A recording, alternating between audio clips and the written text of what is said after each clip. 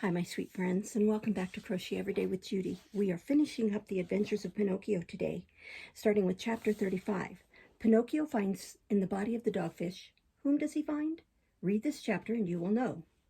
Pinocchio, having taken leave of his friend the tunny, began to grope his way in the dark through the body of the dogfish, taking a step at a time in the direction of the light that he saw shining dimly at a great distance.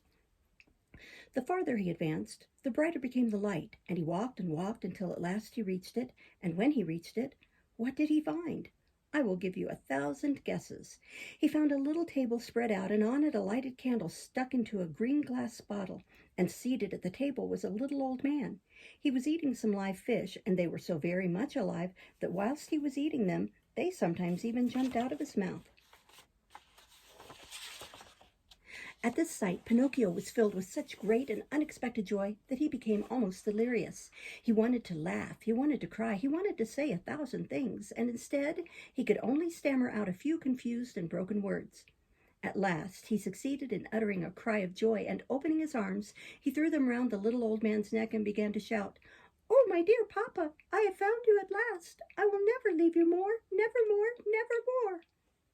"Then my eyes tell me true," said the little old man, rubbing his eyes. "Then you are really my dear Pinocchio?" Yes, I am Pinocchio, really Pinocchio. And you have quite forgiven me, have you not? Oh, my dear papa, how good you are, and to think that I, on the contrary... Oh, but if you only knew what misfortunes have been poured on my head and all that has befallen me. Only imagine the day that you, poor dear papa, sold your coat to buy me a spelling book that I might go to school. I escaped to see the puppet show, and the showman wanted to put me on the fire that I might roast his mutton. And he was the same that afterwards gave me 5 gold pieces to take them to you. But I met the fox and the cat, who took me to the inn of the red crawfish, where they ate like wolves, and I left by myself in the middle of the night, and I encountered assassins who ran after me, and I ran away, and they followed, and I ran, and they always followed me, and I ran until they hung me to a branch of a big oak, and the beautiful child with blue hair sent a little carriage to fetch me, and the doctors, when they had seen me, said immediately, 'If he is not dead, it is proof that he is still alive.' And then by chance I told a lie, and my nose began to grow until I could no longer get through the door of the room, for which reason I went with the fox and the cat to bury the 4 gold pieces. For one I had spent at the inn, and the parrot began to laugh, and instead of 2,000 gold pieces I found none left, for which reason the judge, when he heard that I had been robbed, had me immediately put in prison to content the robbers. And then when I was coming away, I saw a beautiful bunch of grapes in the field, and I was caught in a trap, and the peasant, who was quite right, put a dog collar round my neck that I might guard the poultry yard, and acknowledging my innocence, let me go, and the serpent with the smoking tail began to laugh and broke a blood vessel in his chest, and so I returned to the house of the beautiful child who was dead. And the pigeon, seeing that I was crying, said to me, 'I have seen your father, who was building a little boat to go in search of you.' And I said to him, 'Oh, if I had also wings.' And he said to me, 'Do you want to go to your father?' And I said, 'Without doubt, but who will take me to him?' And he said to me, 'I will take you.' And I said to him, 'How?' And he said to me, 'Get on my back.' And so we flew all night. And then in the morning, all the fishermen who were looking out to sea said to me, 'There is a poor man in a boat who is on the point of being drowned.' And I recognized you at once, even at that distance, for my heart told me, and I made signs to you to return to land." "I also recognized you," said Geppetto, "and I would willingly have returned to the shore, but what was I to do? The sea was tremendous, and a great wave upset my boat. Then a horrible dogfish who was near, as soon as he saw me in the water, came toward me, and putting out his tongue took hold of me and swallowed me as if I had been a little bologna tart." "And how long have you been shut up here?" asked Pinocchio. "Since that day. It must be nearly 2 years ago. 2 years, my dear Pinocchio, that have seemed to me like 2 centuries. "And how have you managed to live? And where did you get the candle and the matches to light it? Who gave them to you?" "Stop, and I will tell you everything. You must know, then, that in the same storm in which my boat was upset, a merchant vessel foundered. The sailors were all saved, but the vessel went to the bottom, and the dogfish, who had that day an excellent appetite, after he had swallowed me, swallowed also the vessel." "How?" "He swallowed it in one mouthful, and the only thing that he spat out was the mainmast, that had stuck between his teeth like a fishbone. Fortunately for me, the vessel was laden with preserved meat in tins, biscuit, bottles of wine, dried raisins, cheese, coffee, sugar, candles, and boxes of wax matches. With this providential supply, I have been able to live for 2 years. But I have arrived at the end of my resources. There is nothing left in the larder, and this candle that you see burning is the last that remains." "And after that?" "After that, dear boy, we shall both remain in the dark." "Then, dear little papa," said Pinocchio, "there is no time to lose. We must think of escaping." Of escaping, and how? We must escape through the mouth of the dogfish, throw ourselves into the sea, and swim away. You talk well, but dear Pinocchio, I don't know how to swim. What does that matter? I am a good swimmer, and you can get on my shoulders, and I will carry you safely to shore. All illusions, my boy, replied Geppetto, shaking his head with a melancholy smile. Do you suppose it possible that a puppet like you, scarcely a meter high, could have the strength to swim with me on his shoulders? Try it, and you will see. Without another word, Pinocchio took the candle in his hand, and going in front to light the way, he said to his father, Follow me, and don't be afraid. And they walked for some time and traversed the body and the stomach of the dogfish. But when they arrived at the point where the monster's big throat began, they thought it better to stop to give a good look round and to choose the best moment for escaping. Now, I must tell you that the dogfish, being very old and suffering from asthma and palpitation of the heart, was obliged to sleep with his mouth open. Pinocchio, therefore, having approached the entrance to his throat and looking up, could see beyond the enormous gaping mouth a large piece of starry sky and beautiful moonlight. This is the moment to escape, he whispered, turning to his father. The dogfish is sleeping like a dormouse. The sea is calm, and it is as light as day. Follow me, dear papa, and in a short time we shall be in safety. They immediately climbed up the throat of the sea monster, and having reached his immense mouth, they began to walk on tiptoe down his tongue. Before taking the final leap, the puppet said to his father, Get on my shoulders and put your arms tight round my neck. I will take care of the rest. As soon as Geppetto was firmly settled on his son's shoulders, Pinocchio, feeling sure of himself, threw himself into the water and began to swim. The sea was as smooth as oil, the moon shone brilliantly, and the dogfish was sleeping so profoundly that even a cannonade would have failed to wake him. Chapter 36. Pinocchio at last ceases to be a puppet. While Pinocchio was swimming quickly toward the shore, he discovered that his father, who was on his shoulders with his legs in the water, was trembling as violently as if the poor man had got an attack of ague fever. Was he trembling from cold or from fear? Perhaps a little from both the one and the other. But Pinocchio, thinking that it was from fear, said to comfort him, Courage, Papa! In a few minutes we shall be safely on shore. But where is this blessed shore? Asked the little old man, becoming still more frightened, and screwing up his eyes as tailors do when they wish to thread a needle. I have been looking in every direction, and I see nothing but the sky and the sea. But I see the shore as well, said the puppet. You must know that I am like a cat. I see better by night than by day. Poor Pinocchio was making a pretense of being in good spirits, but in reality, he was beginning to feel discouraged. His strength was failing. He was gasping and panting for breath. He could do no more, and the shore was still far off. He swam until he had no breath left. Then he turned his head to Geppetto and said in broken words, Papa, help me. I am dying. The father and son were on the point of drowning when they heard a voice like a guitar out of tune saying, Who is it that is dying? It is I and my poor father. I know that voice. Are you Pinocchio? Precisely. And you? I am the tunny, your prison companion in the body of the dogfish. And how did you manage to escape? I followed your example. You showed me the road, and I escaped after you. Tunny, you have arrived at the right moment. I implore you to help us, or we are lost. Willingly and with all my heart.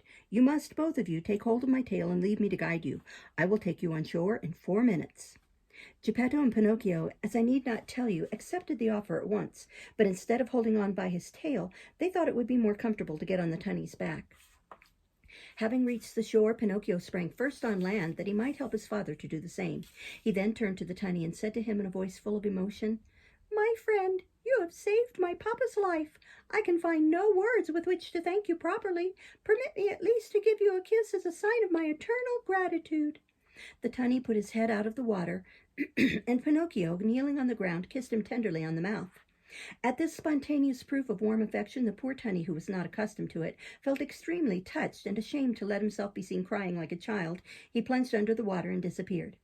By this time, the day had dawned. Pinocchio, then offering his arm to Geppetto, who had scarcely breath to stand, said to him, Lean on my arm, dear Papa, and let us go. We will walk very slowly like the ants, and when we are tired we can rest by the wayside. And where shall we go? Asked Geppetto. In search of some house or cottage where they will give us for charity a mouthful of bread and a little straw to serve as a bed. They had not gone 100 yards when they saw by the roadside 2 villainous-looking individuals begging. They were the cat and the fox. but they were scarcely recognizable. Fancy! The cat had so long feigned blindness that she had become blind in reality, and the fox, old, mangy, and with one side paralyzed, had not even his tail left. That sneaking thief, having fallen into the most squalid misery, one fine day had found himself obliged to sell his beautiful tail to a traveling peddler who bought it to drive away flies. "Oh, Pinocchio!" cried the fox, "give a little in charity to two poor infirm people." "Infirm people," repeated the cat. "Begone, impostors," answered the puppet. "You took me in once, but you will never catch me again." "Believe me, Pinocchio, we were now poor and unfortunate indeed." "If you are poor, you deserve it. Recollect the proverb, stolen money never fructifies. Begone, impostors." And thus saying, Pinocchio and Geppetto went their way in peace. When they had gone another 100 yards, they saw at the end of a path in the middle of the fields a nice little straw hut with a roof of tiles and bricks. "That hut must be inhabited by someone," said Pinocchio. "Let us go and knock at the door." They went and knocked. "Who is there?" said a little voice from within. "We are a poor father and son without bread and without a roof," answered the puppet. "Turn the key and the door will open," said the same little voice. Pinocchio turned the key and the door opened. They went in and looked here, there, and everywhere, but could see no one. "Oh, where is the master of the house?" said Pinocchio, much surprised. "Here, I am up here." The father and son looked immediately up to the ceiling, and there on a beam they saw the talking cricket. "Oh, my dear little cricket," said Pinocchio, bowing politely to him. "Ah, now you call me your dear little cricket. But do you remember the time when you threw the handle of a hammer at me to drive me from your house?" "You are right, cricket. Drive me away also. Throw the handle of a hammer at me, but have pity on my poor papa." "I will have pity on both father and son, but I wish to remind you of the ill treatment I received from you, to teach you that in this world, when it is possible, we should show courtesy to everybody, if we wish it to be extended to us in our hour of need." "You are right, cricket, you are right, and I will bear in mind the lesson you have given me. But tell me how you managed to buy this beautiful hut." "This hut was given to me yesterday by a goat whose wool was of a beautiful blue color."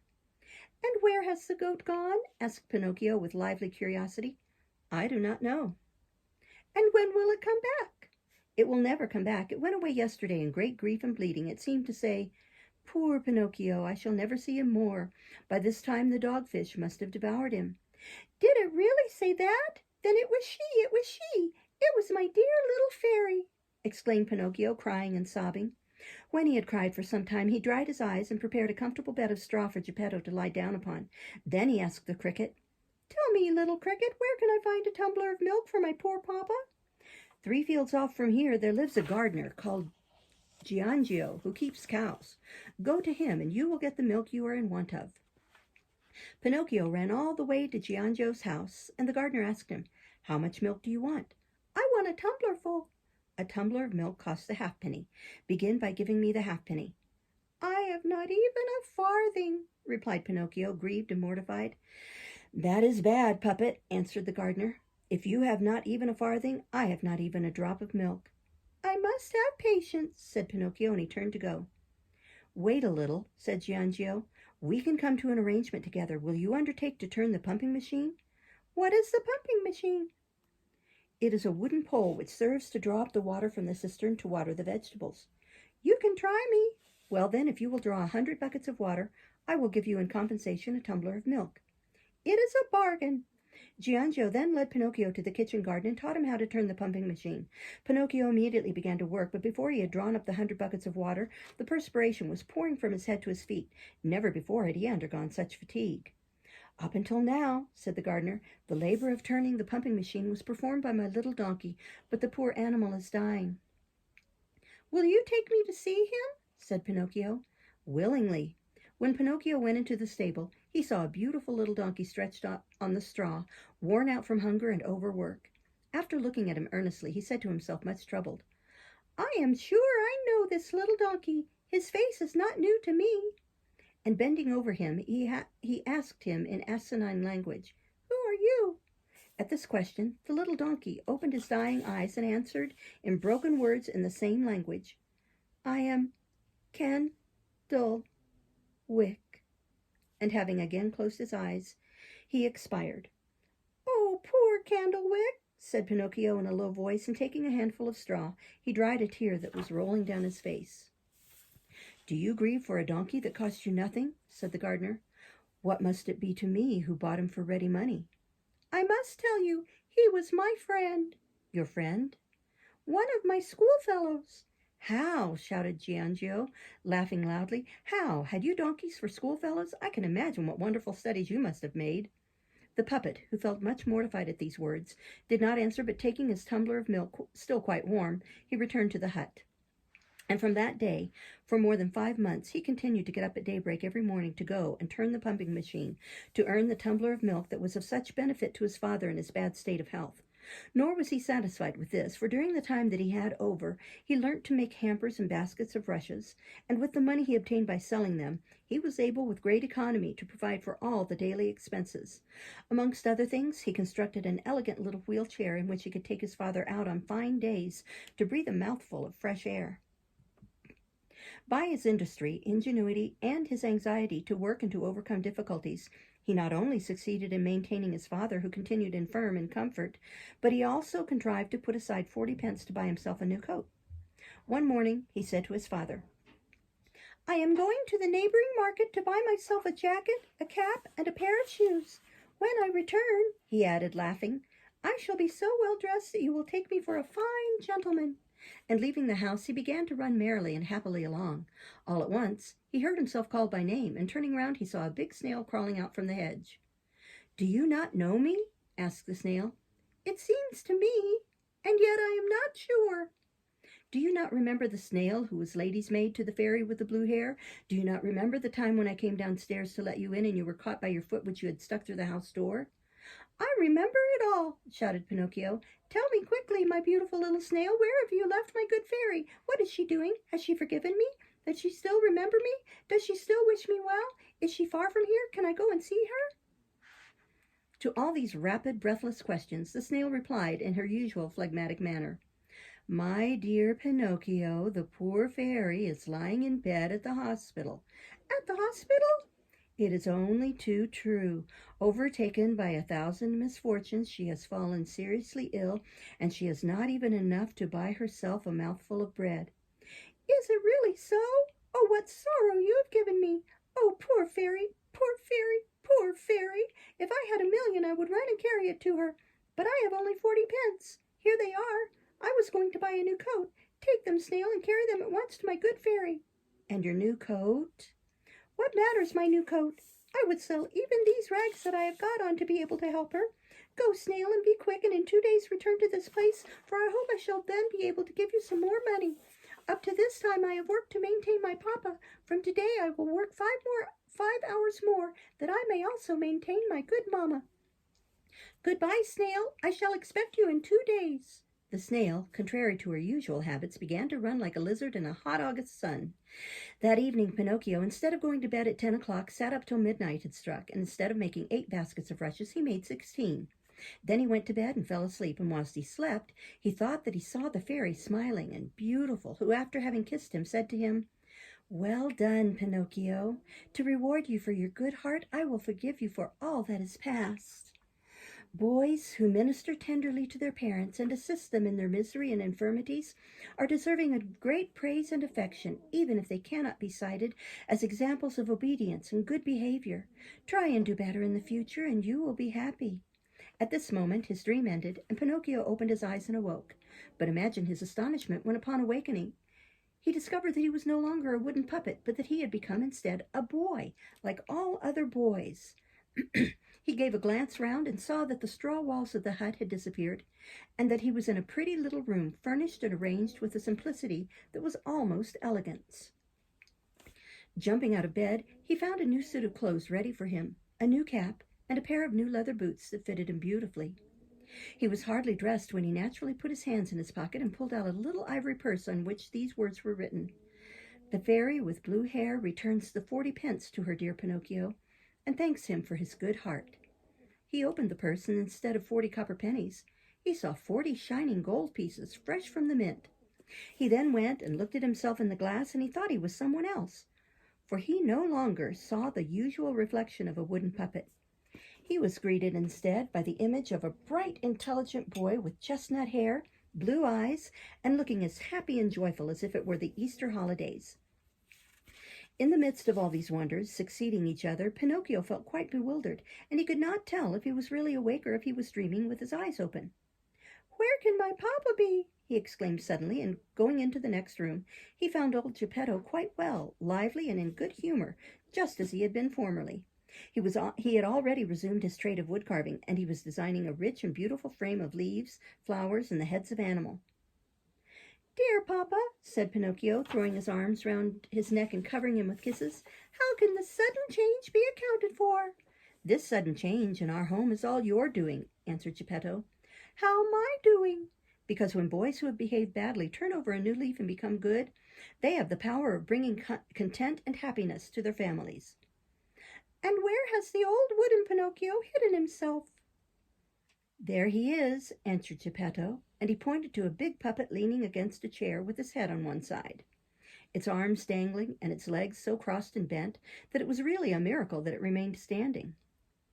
Pinocchio turned and looked at it, and after he had looked at it for a short time, he said to himself, "How ridiculous I was when I was a puppet, and how glad I am that I have become a well-behaved boy." The end. Thank you for listening, my dear friends. I'll see you on Wednesday with a new book. Bye-bye.